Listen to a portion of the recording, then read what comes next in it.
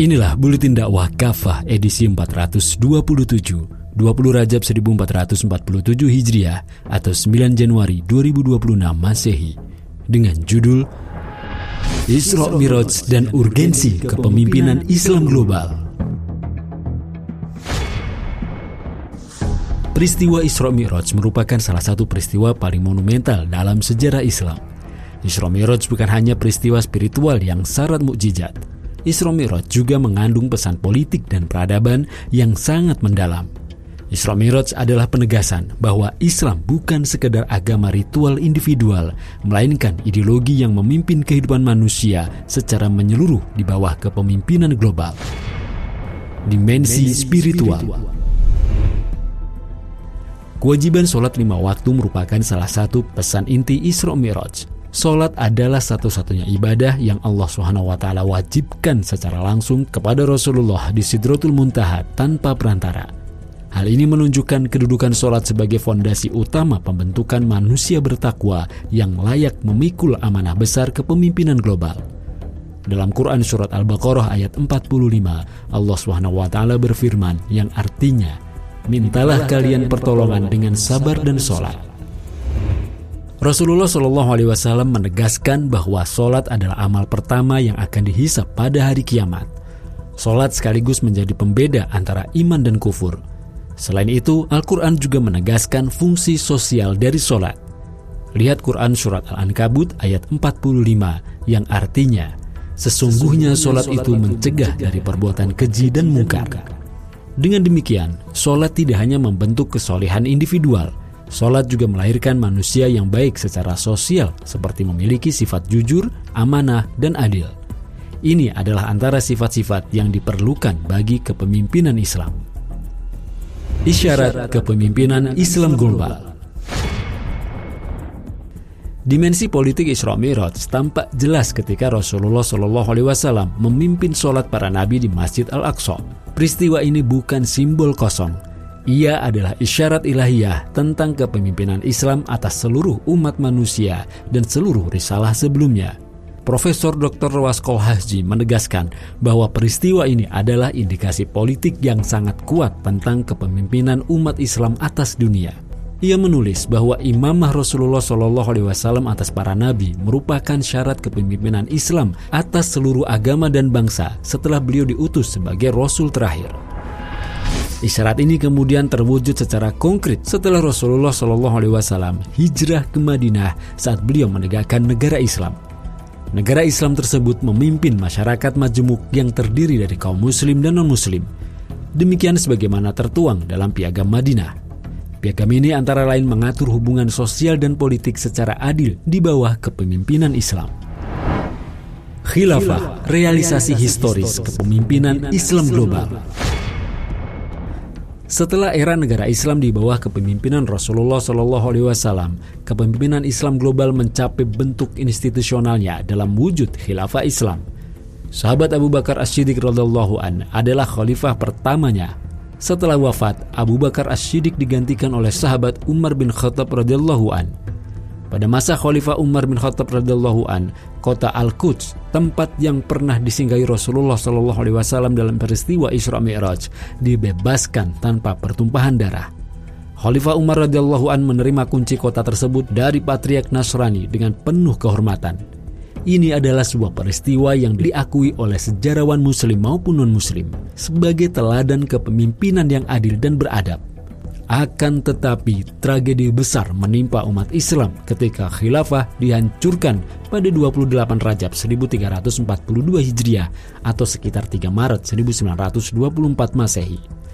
Dalam pidatonya pada peringatan keruntuhan khilafah, Syekh Atha bin Khalil Abu Rasta menyebutkan peristiwa ini sebagai gempa dahsyat yang menghancurkan kekuatan politik umat Islam dan membuka pintu penjajahan global. Terkait itu, Rasulullah SAW telah mengingatkan fungsi vital kepemimpinan Islam. Imam atau khalifah itu adalah perisai atau pelindung. Orang-orang berperang di belakangnya dan berlindung kepadanya. Hadis riwayat Al-Bukhari dan Muslim.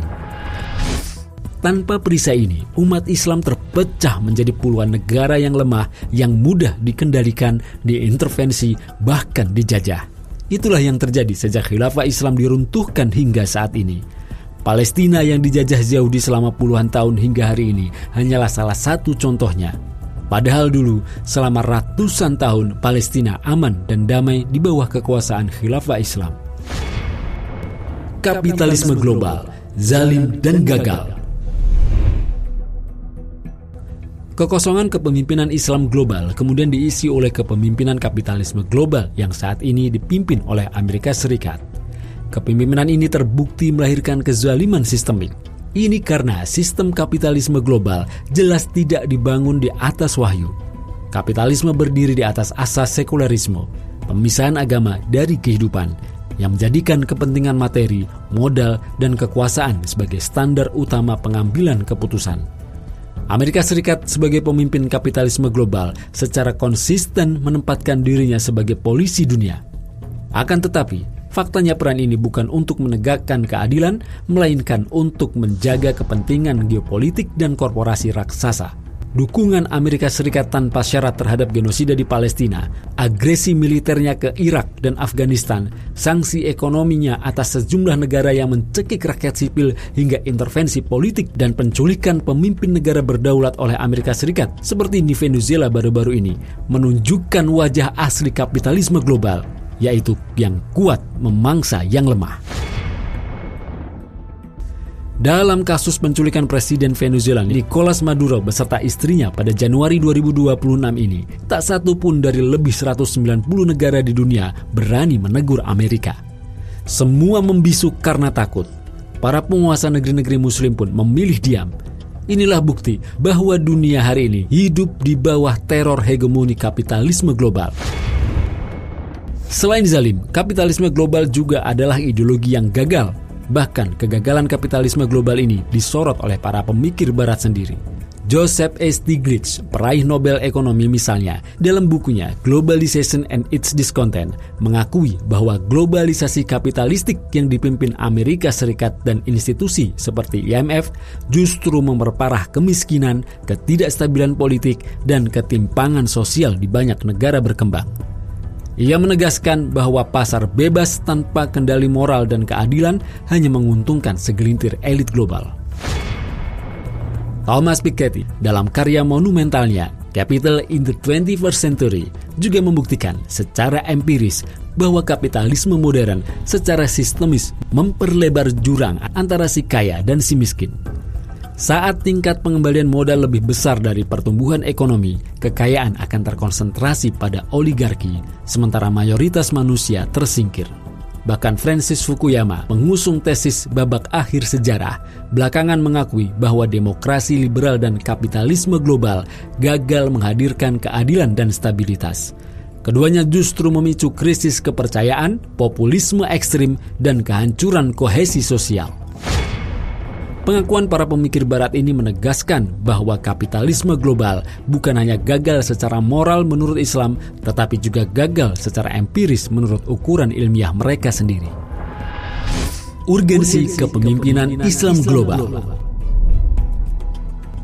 Islam tentu berbeda dan bertolak belakang dengan kapitalisme. Ideologi Islam tidak membenarkan penjajahan, perampasan sumber daya, maupun pembunuhan massal demi kepentingan ekonomi atau politik. Dalam Islam, penguasa adalah pelayan umat dan penjaga hukum-hukum Allah Subhanahu wa Ta'ala. Maka dari itu, ideologi Islam dengan kepemimpinan global khilafah bukan sekedar alternatif, melainkan solusi peradaban yang rasional, historis, dan manusiawi karena berbasis wahyu, bukan hawa nafsu. Inilah sebabnya mengapa Islam dalam bentuk kepemimpinan global atau khilafah menjadi ancaman ideologis terbesar bagi kapitalisme global. Pasalnya, Islam menawarkan tatanan dunia alternatif yang adil, independen, dan bebas dari dominasi modal serta hegemoni militer. Selama khilafah belum tegak, dunia akan terus berada dalam lingkaran kezaliman global.